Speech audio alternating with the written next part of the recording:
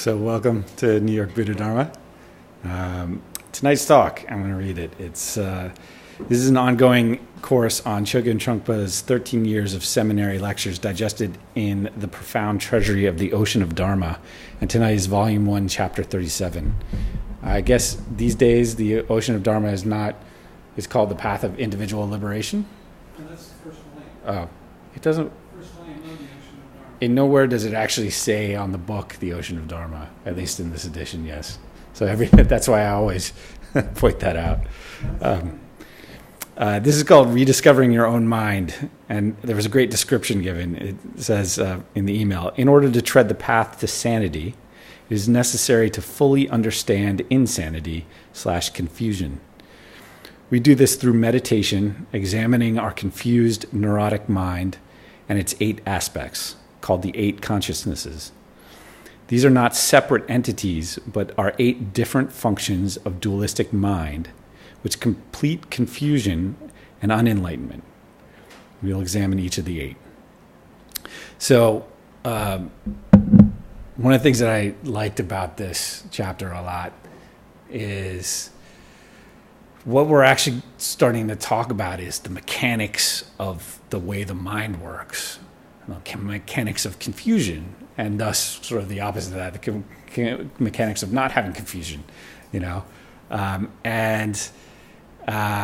we're really talking about how the mind works and where thoughts come from. And I feel like we don't really, I think we take it for granted, even with practice, when we sit down and we take the practice. So the instruction, right, we're sitting, we are, kind of anchoring a part of our attention on the breath, and then we're sort of resting our greater awareness in the space. And when we notice that we're thinking, we kind of notice those thoughts, let them go, and bring our attention back to the present, right? That's the basic instruction, and that's the basic instruction here, which is it's like a hybrid of mindfulness and awareness. And we don't really address in that instruction, right? We don't address where the thoughts are coming from. We're not addressing the source of the thoughts. We're not really addressing, the like nature of mind that generates these thoughts, or what part of the mind generates the thoughts. We're kind of focused on noticing the thoughts, letting them go, and bringing our attention back. And what this chapter is starting to do, what we're starting to talk about, is actually, where do thoughts come from? Why do they come from? Wherever they come from. And sort of, instead of just thinking, oh, well, that's a thought, there's actually all these different aspects to thought. And there's different sort of triggers for thought. And that's really what we're getting at a little bit. To me, this has always been very interesting because we're actually we're getting introduced to how to recognize a thought from, if you want to use an agrarian metaphor, the root from the seed of the thought, really, to the stem, ultimately to the flower of the thought, or the flower of the actions or the way our reactions to our thoughts. And understanding like the whole thing is there, we start to gain so much more familiarity with the way our minds work by becoming more familiar with the genesis and the life and the death of thoughts, and the way our mind works with them. And that's really what this is introducing. I think there's probably a lot more than just in this chapter. In fact, Thich Nhat Hanh wrote a great book called Understanding Our Mind. And it's a book all about the Aliyah, which is what we're going to talk about here. There was an older name for that book, Understanding Our Mind. Does anybody know do you happen to know the old name for the book?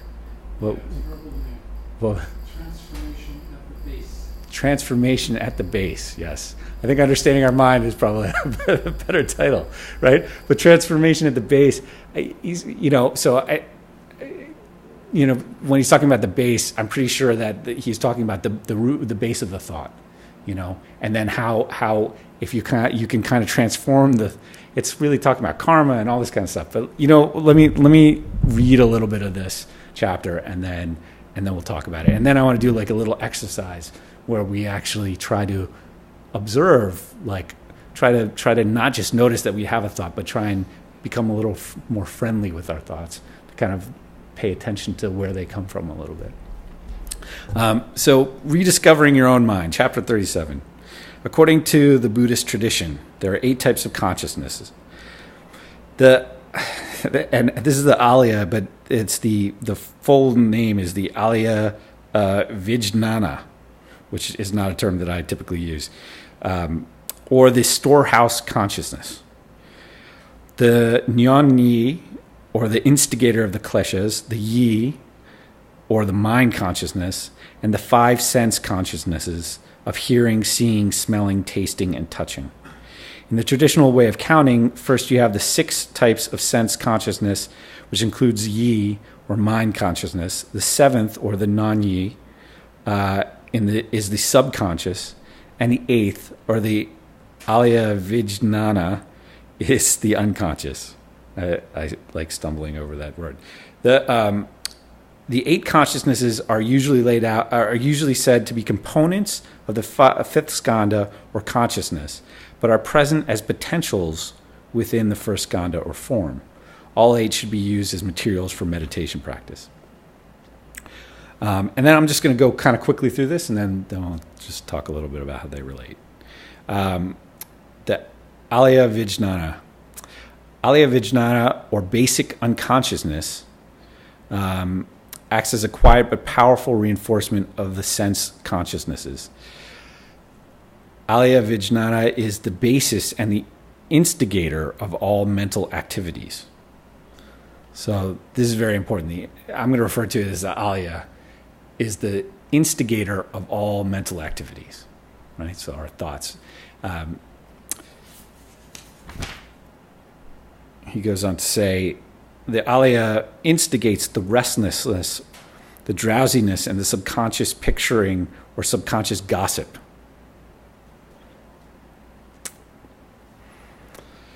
The Nyan-yi, the 7th consciousness, is called Nyan-yi, which means instigator of the kleshas. The kleshas are obstacles. Defining it as the subconscious mind, he says, from the unconscious level, the subconscious begins to arise in the form of suggestions of all kinds of emotion and the sense of separateness or duality. Nyan-yi is always referred to as duality. It is in the subconscious that the perception of I and other begins to arise. The unconscious is basic being, the basic existence of ego. The unconscious, or alaya vijnana, has the role of managing and maintaining everything. It acts as the instigator rather than the action itself. Nyan-yi is active involvement. Although it is subconscious, it is active as if you were about to perceive something. It is a tremendous mechanism set up as a way of maintaining yourself and making sure that the dualistic world is valid and comfortable. Nyan-yi speaks for itself and reassures itself for you.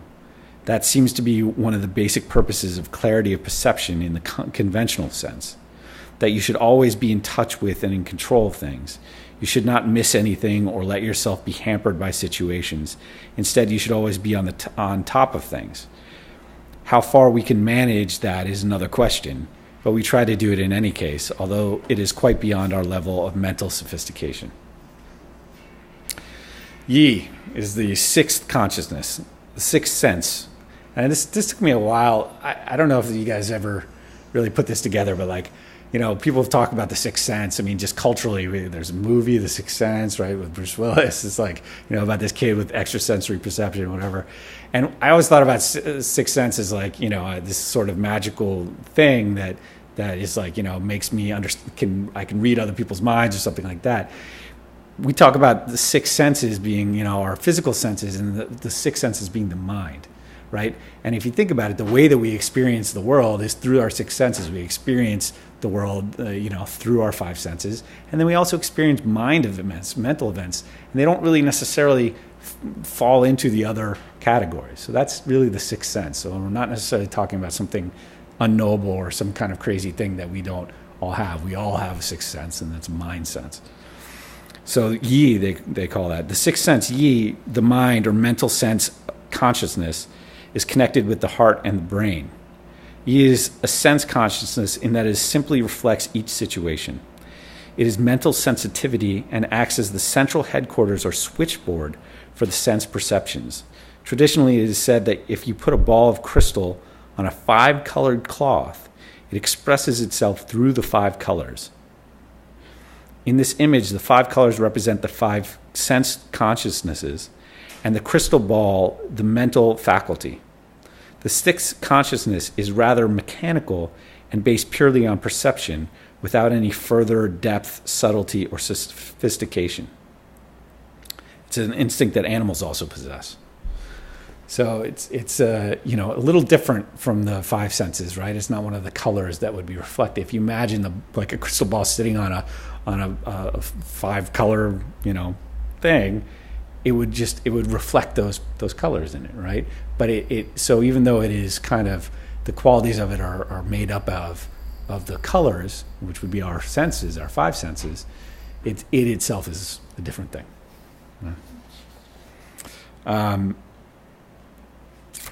And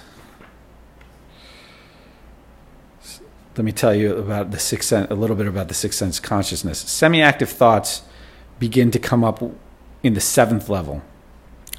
So this is actually talking about, we have the unconscious, this is the 8th level, the 7th level is subconscious, and then we have the mind, the yi level, which is the 6th, and then the 5 senses sort of above that, okay?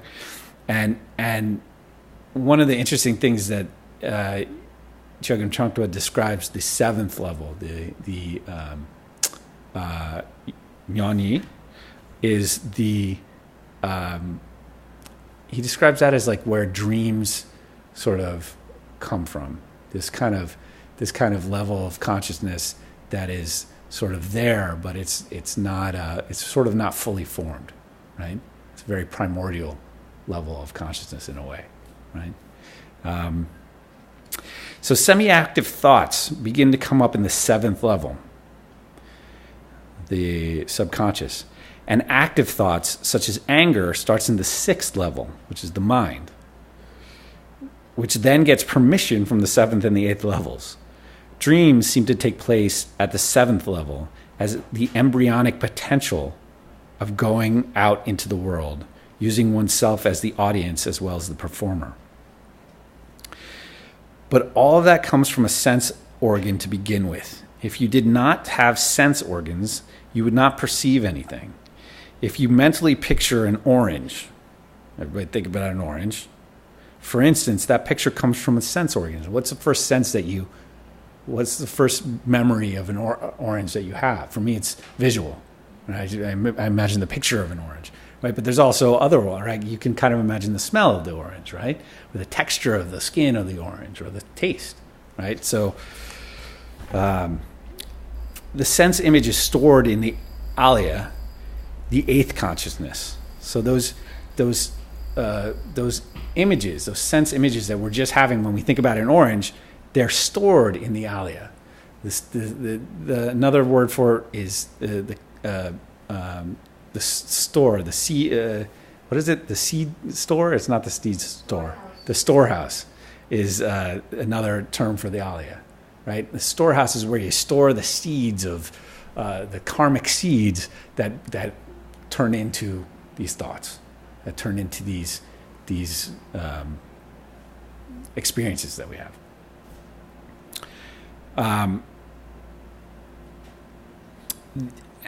And from the alaya, it comes to the 7th. So we have that storehouse, and from there it comes to the 7th level, which is that sort of more primordial level of experiencing, of thinking, of thoughts, and the mind, the subconscious, which in turn sends the message to the sixth level, to the mind. The sixth consciousness acts as an information service. That is, the mind consciousness distributes that information to the sight, smell, taste, touch, or hearing consciousness. That's kind of what we just did, right? You think about the orange, like, you know, then you explore the orange in your sense memories, your sense thoughts, your sense consciousness, right? So what does this have to do with meditation? Like, why does this matter? And I think that where this starts to matter is that we are starting to go a little deeper in our meditation in terms of understanding ourselves, in terms of understanding how our minds actually work. He goes on to say, in meditation practice, using the 8 types of consciousness as material, you find to your surprise that you have not made a real and complete relationship with them. You simply exist as you were born with 8 types of consciousness, but you haven't actually looked at those happenings in your being. In that way, you are much more akin to an ape than an intelligent being. Therefore, the first project, so to speak, of meditation practice is to realize and rediscover these 8 types of consciousness. In working with them, you are not trying to overcome them or do anything funny with them or manipulate them in some cunning way. You do not have to race with yourself. Instead, you're rediscovering them and becoming a more refined animal by developing perfect and complete understanding of your own mind. Through meditation, you begin to understand the 8 consciousnesses and to know their functions inside and outside in. This is the very key, right? So that's why introducing just these different levels of consciousness, these different levels of mind are so important, is because we need, in order to know something, we need to be able to recognize it. We need to be able to acknowledge it, right? It's like, and like, you know, people will say, I think in 12-step programs and other like programs, it's like you have to acknowledge that there is an issue, or you have to acknowledge the existence of something in order to work with it, right? So we have these levels of consciousness that we're not even really aware of, like when we think about it, like if we haven't practiced, you know. And a perfect example is, and I know most people here have practiced, so it's not you know a totally foreign concept, but just when was the last time, or how often have you really thought about where thoughts come from? Right? Like not like where, like, yeah, they come from the mind, like, but where do they come from? When you're just sitting and a thought pops into your head, where does it come from? Right? Like, it's coming from somewhere. It's being created by something. It's being triggered by something, and it just like materializes in your head. And like, this is not the kind of thing that I think we really think about on a day-to-day basis unless you sit and meditate, right? Where is the thought coming from? Why is the thought coming from? And that's why it's important to kind of start to understand these 8 levels of consciousness. He says, usually the 8 levels of consciousness are all lumped together, but meditation practice begins to sort them out. You begin to see the functions of the mind completely and clearly. You know which part is which. In the meditative state, there could be an experience of the unconscious. That is the whole point. So far, the whole thing has been so lumped together that you have forgotten your being, your existence. But once you have time to slow down, think, and pay attention to the various little details, like breathing, you begin to realize yourself. You begin to realize yourself. It is as if you had been lying on a bed for a long time, not allowed to move around, and you begin to rediscover your limbs, your fingers, your toes. In meditation, you begin to rediscover yourself.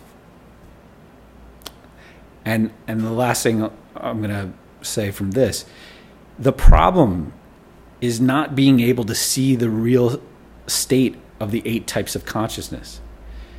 The problem in not being able to see the real state of the 8 types of consciousness is that you feel you're being condemned, punished, deprived, belittled. That sense of deprivation and condemnation comes from being unable to relate with yourself completely, let alone bring foreign information into your system.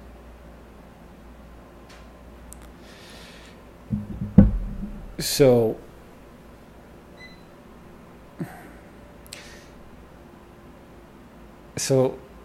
I think that when we experience difficulties, I like to focus for like problems of mind or questions of mind. I tend to like to focus on difficulties that we have, like, anger or like frustration or like a negative emotion. And the reason that I like to do that is because I feel like some of those stronger emotions are they're easy to kind of identify, and then once you're not in the hold of it, right? If you're angry about something and it's not like in the middle of it, you can kind of revisit it and sort of explore it a little bit. And I think that some of what he's talking about here is the same stuff. He's talking about these frustrations, these condemnation, these things that we feel in our own minds. Sometimes we relate them to ourselves. If we're beating ourselves up about something, or we're angry at somebody else, or we're angry about this, or we're angry about that.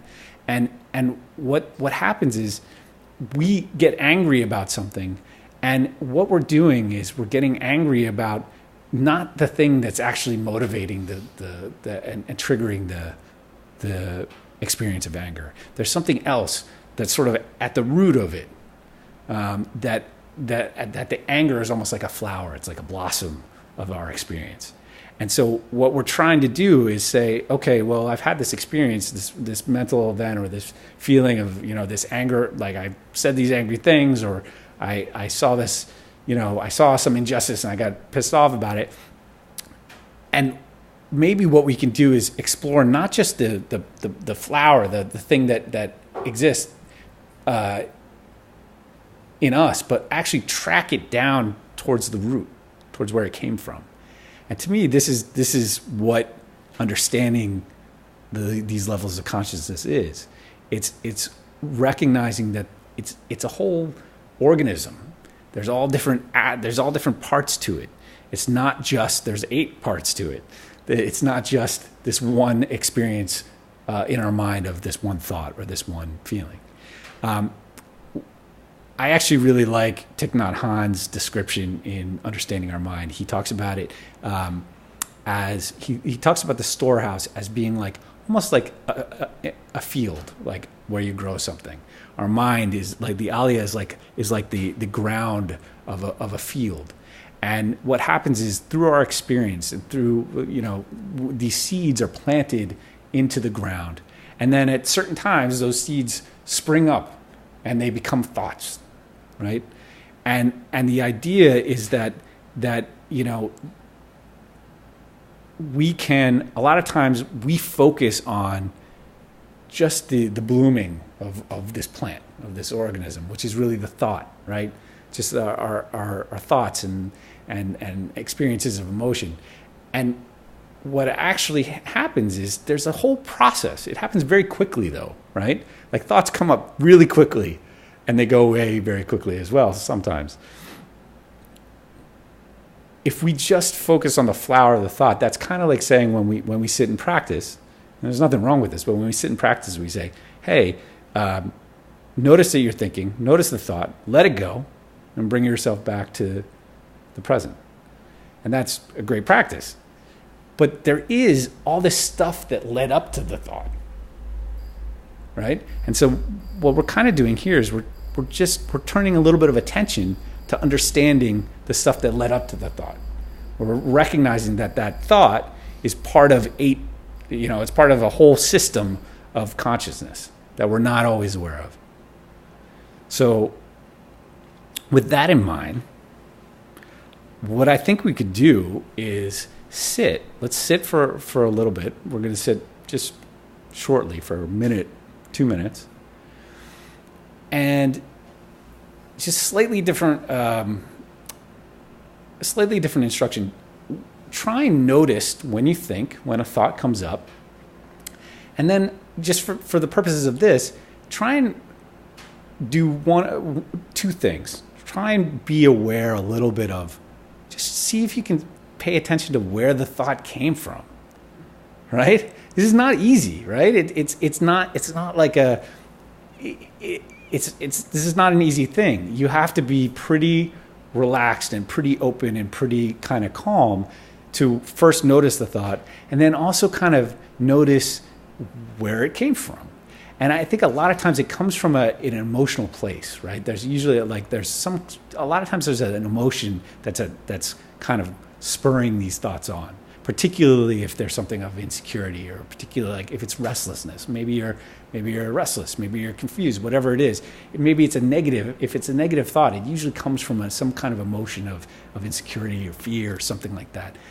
I don't expect us to necessarily identify that fully, but see if you can feel the residue of that, right? There's something that is spurring those thoughts.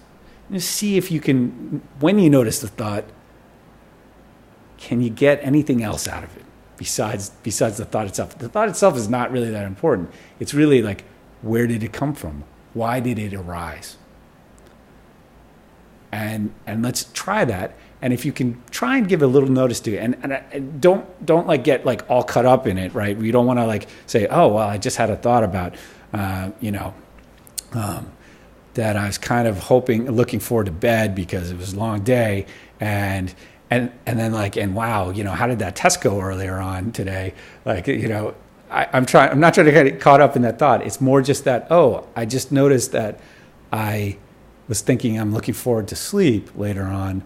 And maybe that's because I'm feeling tired, or maybe that's because some part of me wants to be like headed towards bed now, and I'm irritable, But I'm going to try not to tell too much of a story about it. Just notice it.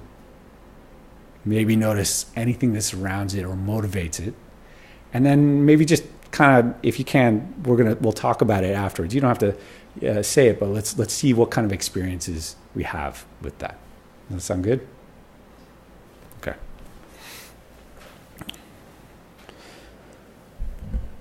So we're just going to do a couple minutes.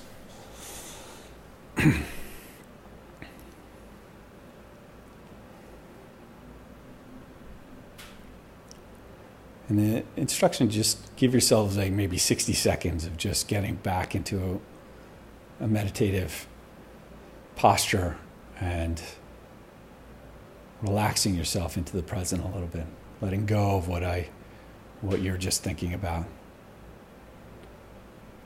placing a light attention on the breath and a greater awareness of the space.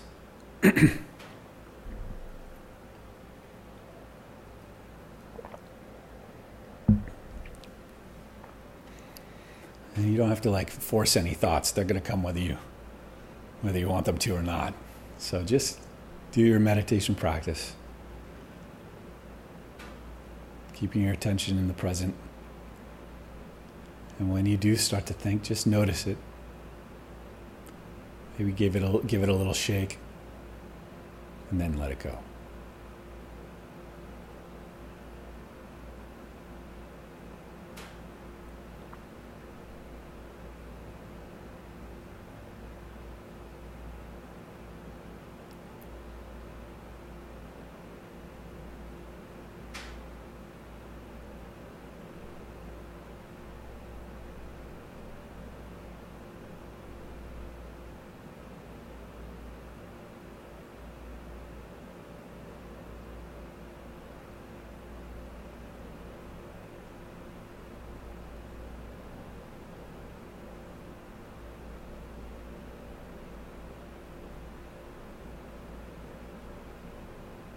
And if you're thinking, just note what you've been thinking. See if there's anything, you can figure out where it came from, and then just let it go.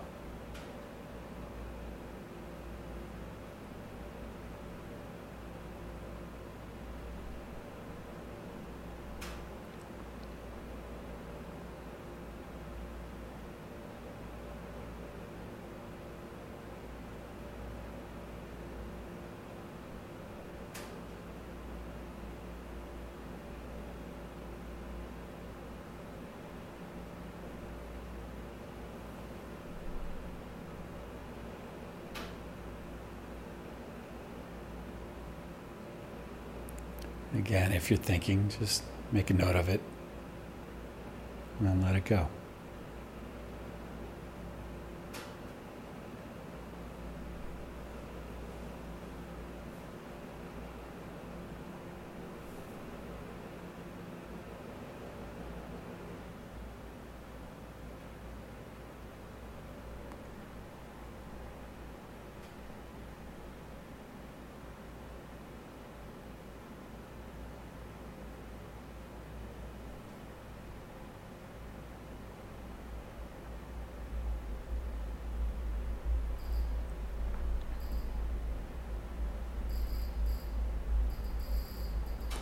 Okay.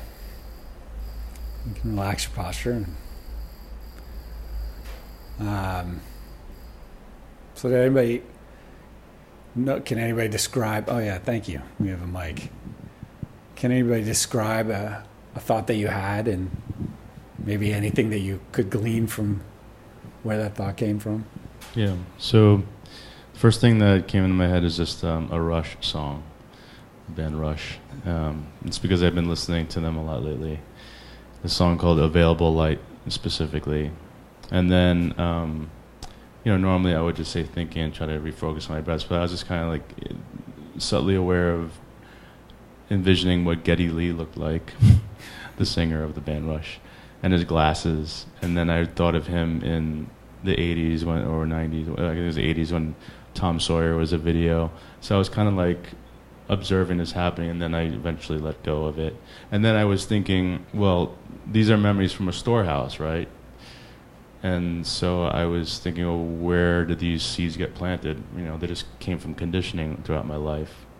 And then I thought about, I don't know if you and John remember this, but I shared a YouTube on a John Amaro, and there was a meditation. I don't know if you guys watched it, but anyway, it was just this. It's like following it back, trying to follow exactly where the thoughts that you ended up in came from.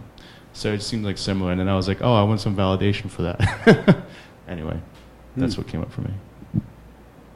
Yeah.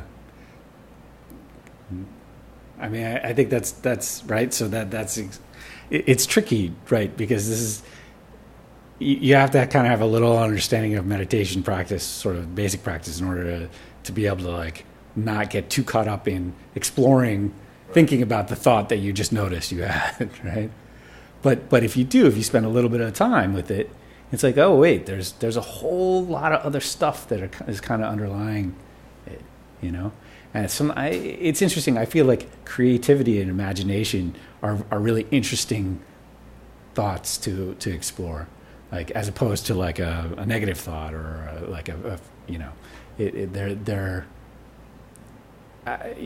they come from a different place than a thought about anxiety, an anxious thought or something like that. I feel a lot of times anyway. Mind you, everything I described happened in like 2 seconds. Right. Yeah. It just took me that long to describe it. Yeah.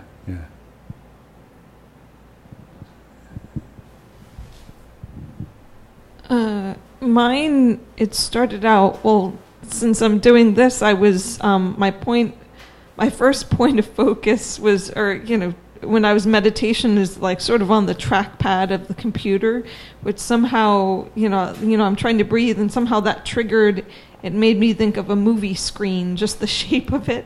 So then I was like, oh yeah, my mom, she was telling me earlier today, she was like, what do I watch on Netflix? And then I was like, oh, that's interesting that visual triggered that thought. And then I sort of had a period of time where, I was actually focusing on the breath. And then at a certain point, I sort of remembered, oh, I'm supposed to be tracing the thoughts back to the source. And I was like, what if I don't remember all of the thoughts? Because that one was such a minor little thought. and then it was sort of funny because and then I was sort of like, well, I haven't had too many, so maybe it's just because I was off on vacation today. And I'm like, well, that's a thought there. Now I am like patting myself on the back that I'm actually doing a little bit of meditation. So it was just sort of funny. But it was also sort of assessing my state. I was interested in assessing my emotional state, sort of, which is interesting. So, I mean, the things that were being triggered weren't like, I mean, at least for me, it was interesting to note that it wasn't like some big emotional thing. It was just stuff that had happened. So. Do you have any? Yeah, I guess I'll go next. So the first thought I had was, boy, do I have like a long commute home, like an hour and 10 minutes to get back. And I did glean like a negative feeling about it because I usually get bored on the subway, but I'm not sure why that was my first thought or why that came in first. And then I sort of let it go. And then maybe a few seconds later, the next thought that came into my head was, I'm studying for an exam. So I was thinking how I really hate that exam and material is so boring. Again, feeling like, I guess some negative feelings on that subject. Yeah, I guess there were a few other thoughts afterwards, but I can't remember them right now. Sometimes it's hard to, like sometimes if it's a stream of consciousness where one thought follows another, I can tell what caused like the second thought, but I can't tell what caused or why the first one pops up or why it comes up at that moment. I think, with this stuff, just getting to the point of asking the question, where is it coming from, is an important thing, Just having that experience of like, oh, I had a thought, and it's okay. I had this thought, and where does it come from? I don't know. Just being able to say that you don't know where that thought comes from means that you're at least asking a good question. Yeah, I definitely felt like that. Do you have anything you want to share? Yeah. He's gonna.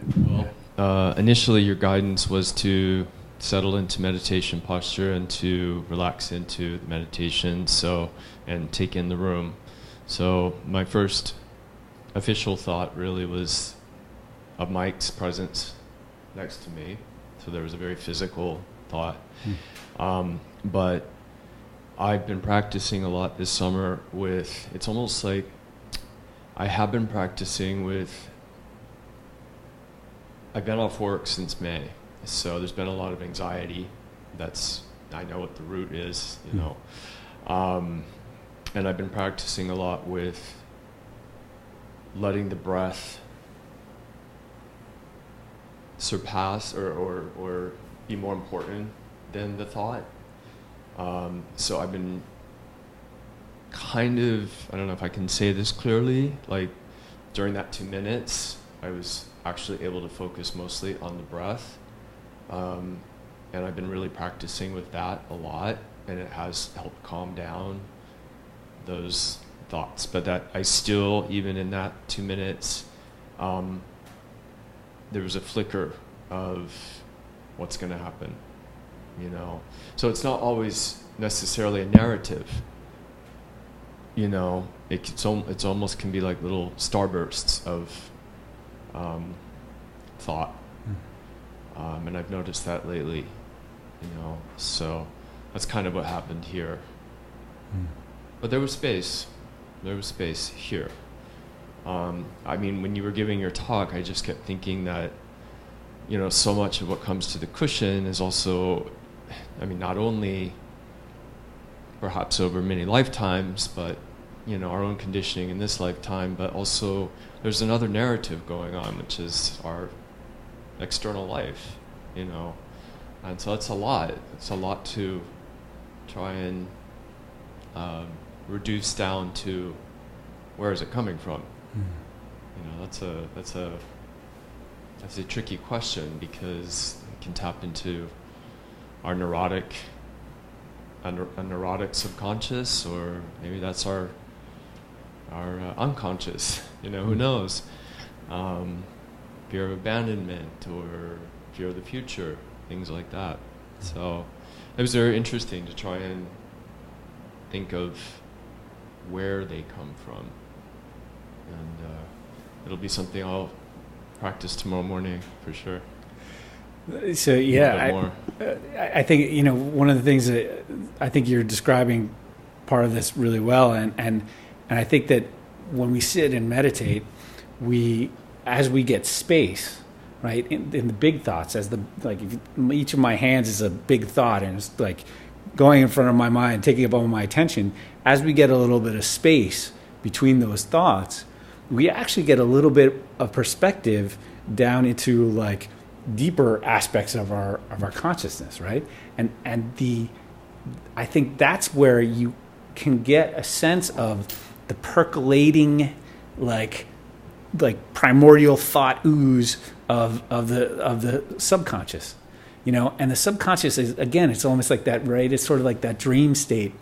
It's like a lot of times, if you've ever like had a dream where you wake up from the dream, and the dream didn't really make much sense, right? Dreams oftentimes don't make much sense, but you're left with like a feeling of what that, if you back out of the particulars of it, you still have a feeling about what it's about, right? There's a sense of like, oh, this is about something. This is about my concern for my parents, or my fear about my job, or something like that, right? There's some kind of more less defined but truer thing, and I feel like that's almost what we're talking about too.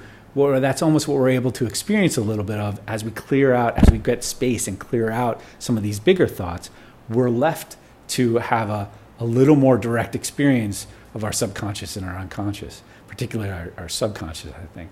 It's just like they're like little semi-formed thoughts that kind of underlie our minds, the chatter in our minds. It's like we have big thoughts, and I think, John, as you've described this in the past this way, we have big thoughts, and then we have like that are like the thoughts that we kind of identify, that we're all just identifying right now. I was thinking about this. I was thinking about my ride home. I was thinking about Rush. I was thinking, and then there's these little bubbling, gurgling thoughts that like you kind of like they're like quiet, and they're not fully articulated, but they're very definite, and they tend to be entrenched, I feel like, in emotions that then create these sort of more defined thoughts.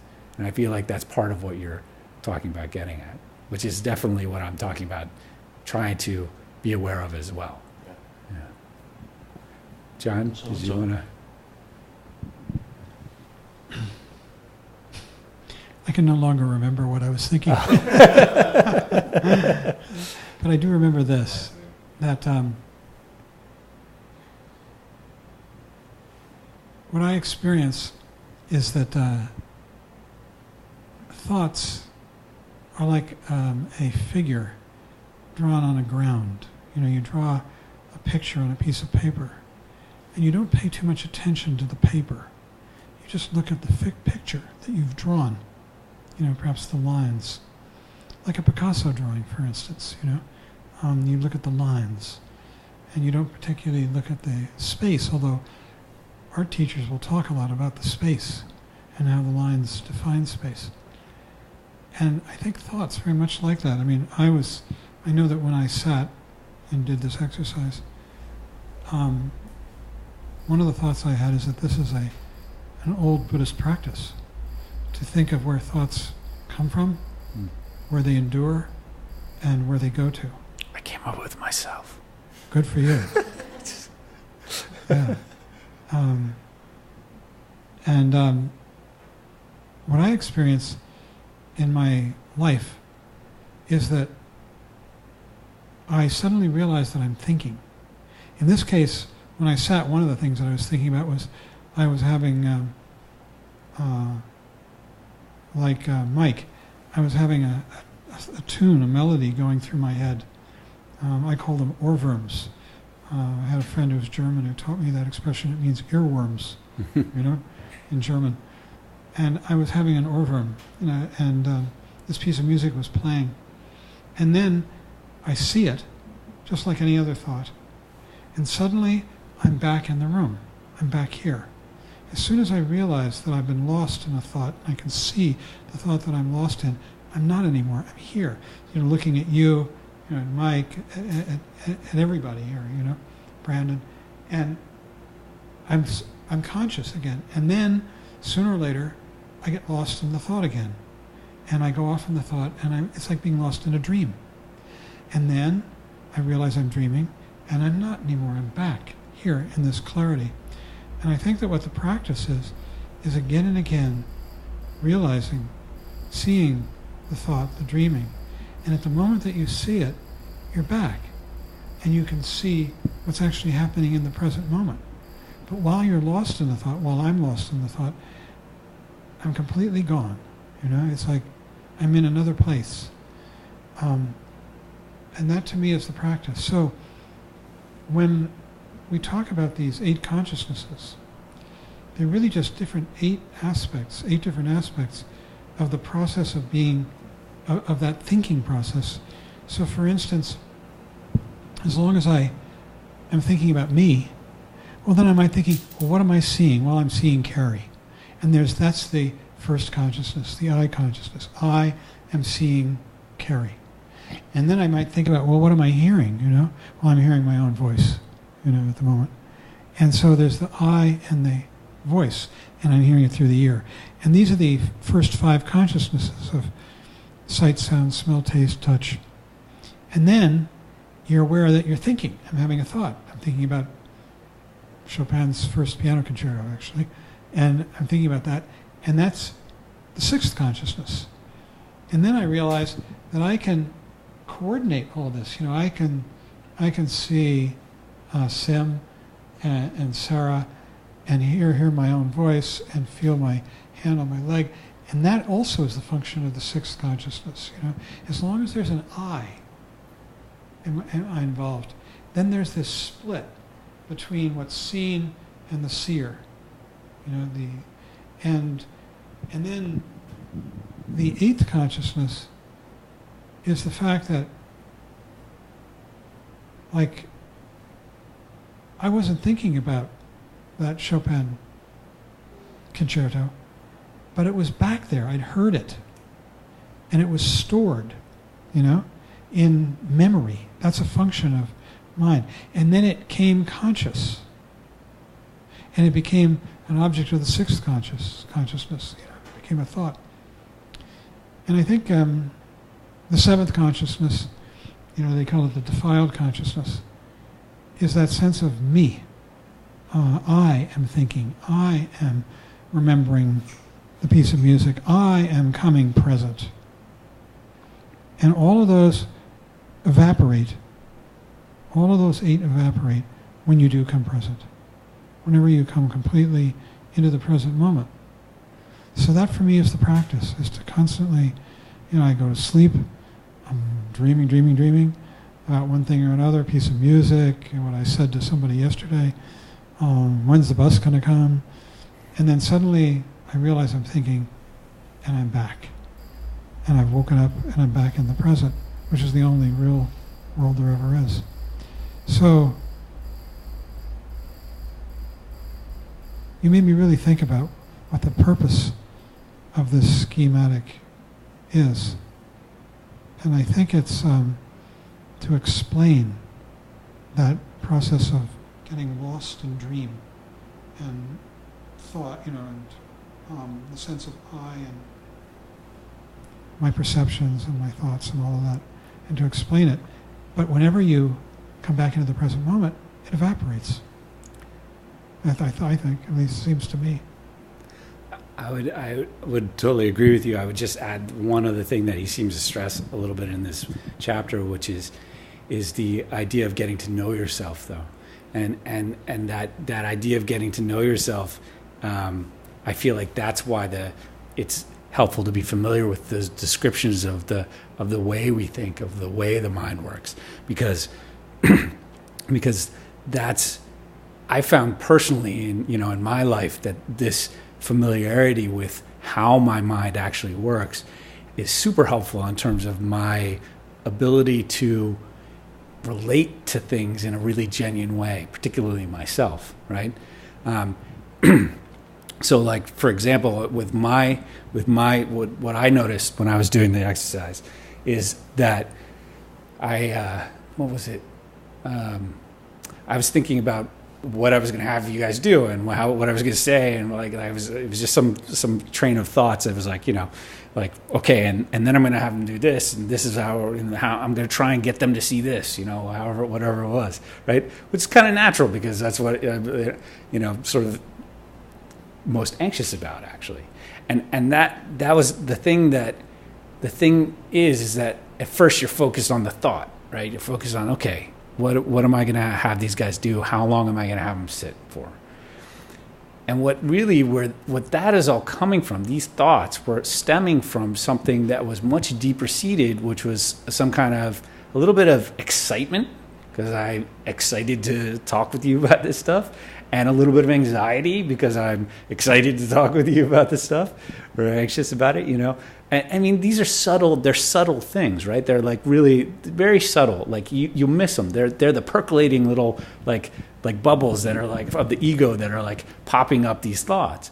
But I think that, that it's very helpful for me to be able to recognize those, like, to kind of recognize that the thoughts are stemming from something else, because it all goes away when I bring myself back to the present. But when it comes to kind of understanding what's motivating a lot of my thoughts, and the nature of them, like the qualities that surround the thought, in terms of like, is it a fear-based thought? Is it an anxiety-based thought? Is it a love-based thought?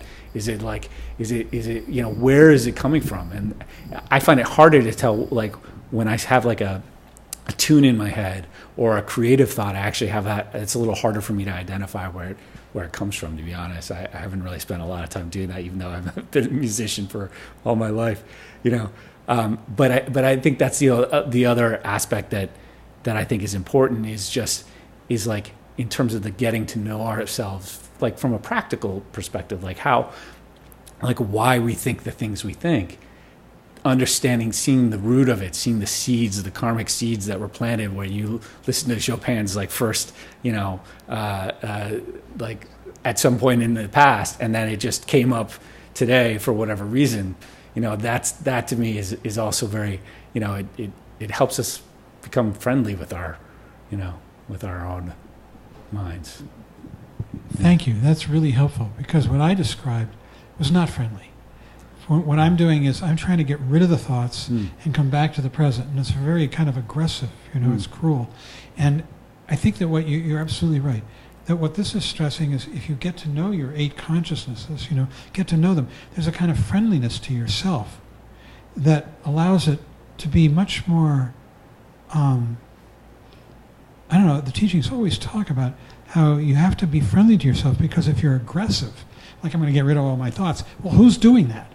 There's a big me in there, big ambitious me trying to be present and not be lost in thought. So I really hear you. I think it was really great that by doing this study of the 8 consciousnesses, you're developing a kind of friendliness toward yourself that is very important.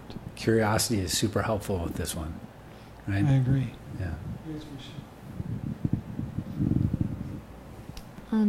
At this point, I think it might be kind of fun to hear about what the great Yogi Milarepa has to say about thoughts. And actually, this comes from a songbook called Songs of Realization by Khenpo Tsultrim Gyaltsen Rinpoche. And it's called the Guru Rinpoche Prayer. And there are about 5 stanzas. So I'm just going to read the topic, and then maybe everyone could read one stanza. Guru Rinpoche Prayer. A prayer that appearances be liberated as the deity, that sounds be liberated as mantra, and that thoughts be liberated into pure being. So why don't we start with you, and then we'll go around.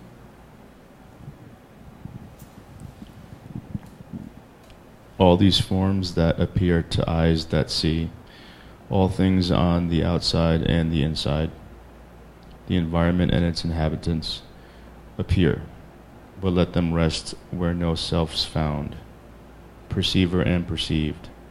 When purified are the body of the deity, clear emptiness to the Guru, for whom desire frees itself. To organ Pema Jungne, I supplicate.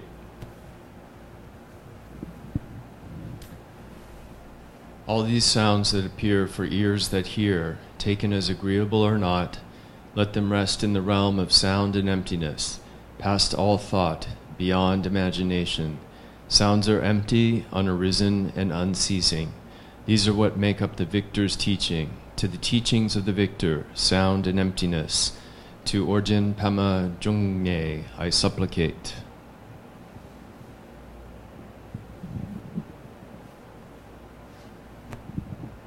Grant your blessing that purifies appearance of objects perceived as being outside. Grant your blessing that liberates perceiving mind, the mental operation seeming inside.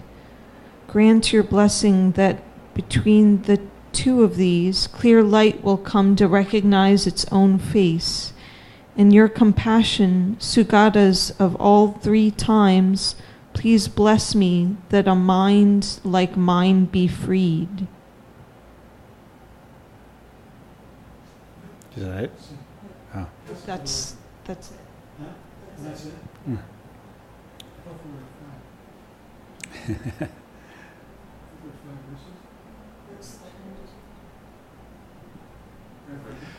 That's the end. Yeah. Cool. All right. Well, so, I think it's a good, one of the things that I like about, to be totally honest, like a lot of whenever we talk about supplication or blessings and granting blessings, it really honestly makes me a little uncomfortable. And that's probably because of my religious upbringing. But I think that as long as we remember that these are really what it is it's almost like you're having a conversation with yourself, and you're kind of appealing to your own Buddha nature, your own ability to be aware, to please remember to let go of the ego and let go of a lot of the meaning that we assign to things, and just experience them as they are. And I think when I look at things that way, all that stuff becomes a lot more palatable for me, and it makes a lot of sense, a lot of sense too. So, yeah.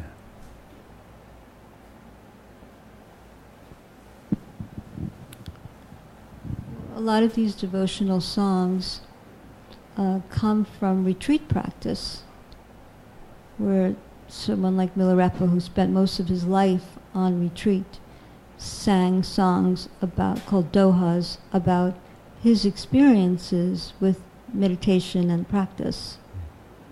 And this Guru Rinpoche prayer, to me, is one of a fruitional prayer, because it encompasses everything about body, speech, and mind, and the way it functions, and the way thoughts come and go. And I think the devotional part is more about,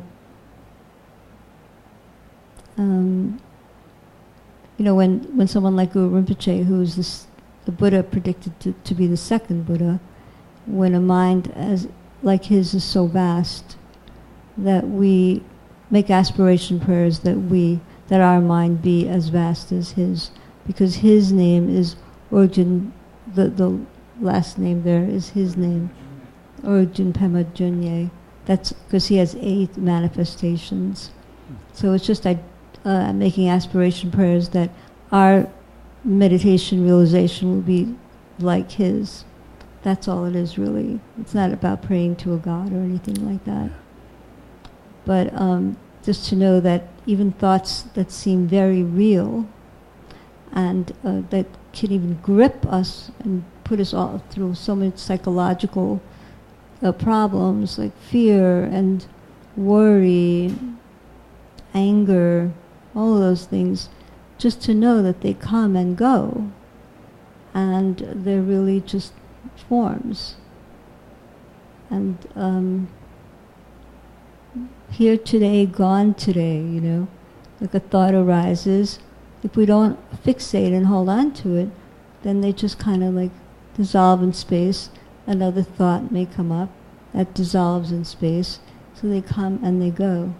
But the mistake that we make is to hold on to them and really fixate on them as though they were real things. So, but the function of mind is always to think. The mind is always coming up with thoughts. Yeah. And I think that's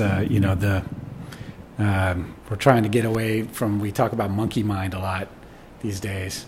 And I don't know if that was as common back in the 60s or 70s, but when Chogyam Trungpa is talking about, without knowing our minds, without understanding these our aspects of consciousness, we're basically like a chimpanzee or a monkey, in terms of the way that we're reactive to things.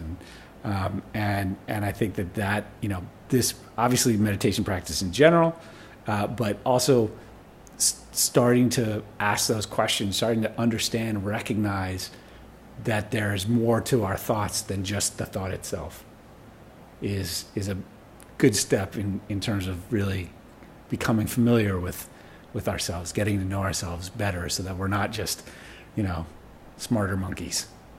Not that there's anything wrong with monkeys. We like monkeys. So with that, I think maybe we can come to a close, or does anybody else have any other burning questions or comment? Yeah. It kind of picks up on something John said, which is to get to know or become familiar with all eight. How does one become familiar with unconscious? Well, I mean, I'd say if you read Thich Nhat Hanh's book, you'll get a deeper understanding. But basically, you see the unconscious he's talking about different functions or aspects of this mind that we've got.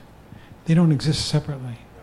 So for instance, you're not thinking about your mother until I say the word, and then mom pops to mind. She was stored, that's what they call it, in your unconscious. But then something might trigger it, that memory that's stored there, and it comes conscious. Now, there are a number of things that can trigger it. One is an event like me mentioning mom, but sometimes the alaya, the storehouse, that's what it means. Actually, alaya means the all ground, and vijnana means consciousness. They're all the eight are consciousnesses, vijnanas. Anyhow, the alaya can just kick stuff out. Like, for instance, at night when you're sleeping, and suddenly you have this crazy dream, and the alaya is just sort of pushing stuff out that was stored there, it means memory that you're not really thinking about until it comes conscious. So what they say is that the seventh consciousness is where the I arises, and it looks back at the alaya, and which is only a vague sort of, like a big chest, full of stuff. And it says, that's me. So we know that there's this person who's had all these experiences which, might come to mind at different times, from going back to your childhood.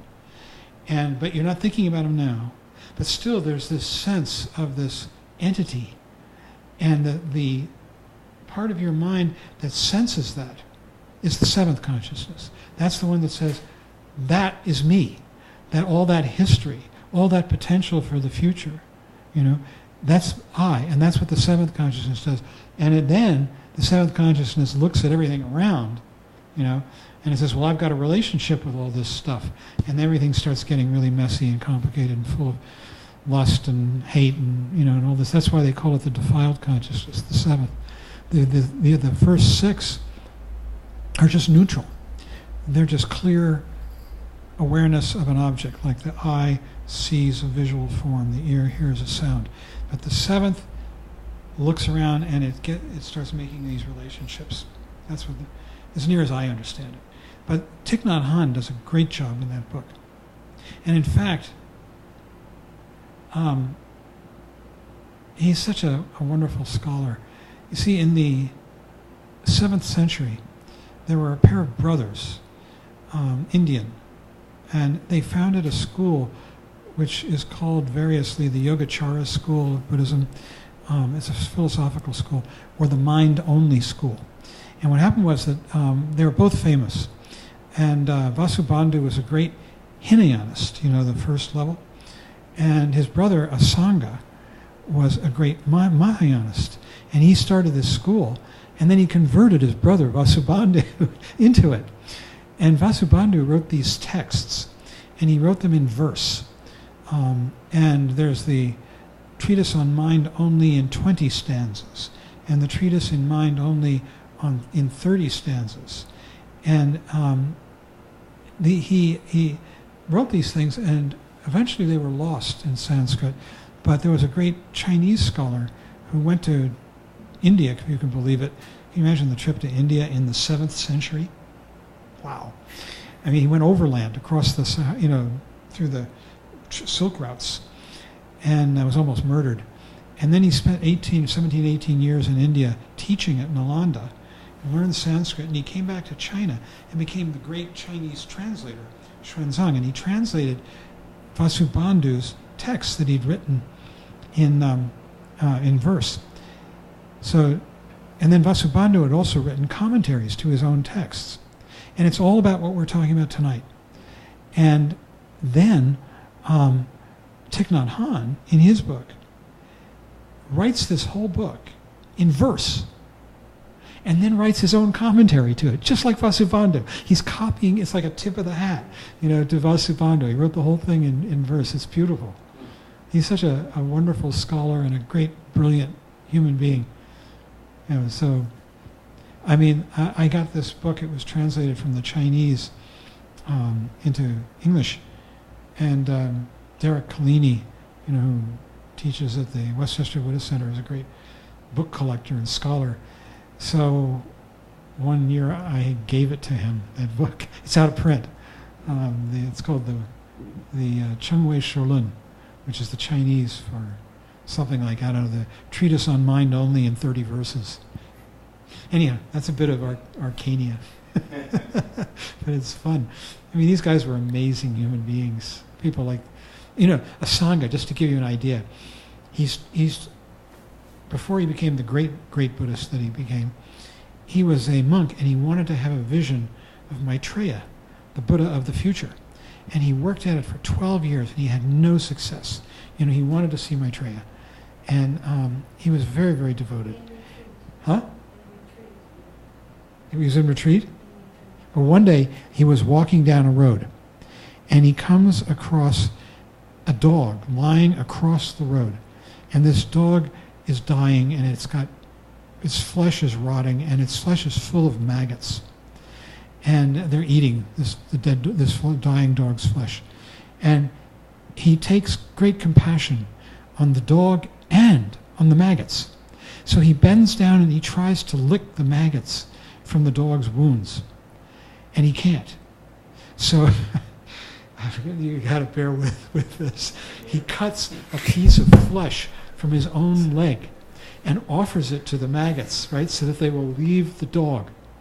And at that moment, Maitreya appears to him in a vision, and he says, "I've been here all along. I've just been waiting for you." It's really, so this is typical Mahayana Buddhist lore. It's really lovely stuff about great compassion, great Buddhists. Anyhow. All right. Anybody else? Okay. So yeah, I think that's a good story to end on. We dedicate the merit, I guess, once more. Defeat the enemy, wrongdoing, from the stormy waves of birth, old age, sickness, and death. From samsara, may I free all beings. The confidence of the golden sun in the great east. May the oaks garden of the red crimsons no bloom.